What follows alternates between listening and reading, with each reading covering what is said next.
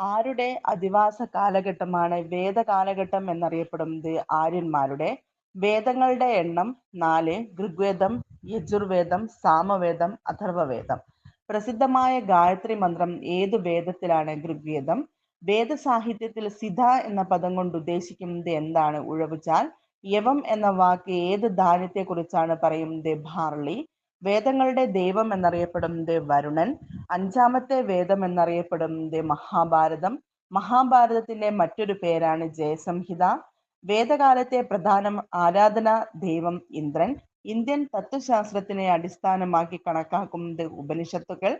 അശോകസ്തംഭത്തിലെ സത്യമേവ ജയതേ എന്ന വാചകം എഴുതിയിരിക്കുന്നത് മുണ്ടകോപനിഷത്തിൽ നിന്ന്. പുരാണങ്ങളുടെ എണ്ണം 18. ഭഗവത്ഗീത രചിച്ചത് വേദവ്യാസൻ.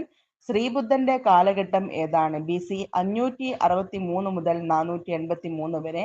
ശ്രീബുദ്ധന്റെ ജന്മദേശം ലുംബിനി. ബുദ്ധന്റെ മറ്റൊരു പേര് ശാക്യമുനി. യഥാർത്ഥ നാമം സിദ്ധാർത്ഥൻ. ബുദ്ധന് ബോധോദയം ഉണ്ടായ ഗയ ഇപ്പോൾ ഏത് സംസ്ഥാനത്താണ്? ബീഹാർ. ബുദ്ധന്റെ ആദ്യ പ്രഭാഷണം നടന്നത് സാരനാഥിലെ ഡീർ പാർക്കിൽ, ഉത്തർപ്രദേശ്.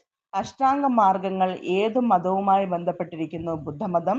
ബുദ്ധകാലഘട്ടത്തിൽ ഉപയോഗിച്ചിരിക്കുന്ന ഭാഷ പാലി. മഹാവീരന്റെ കാലഘട്ടം BC 540 മുതൽ 468 വരെ.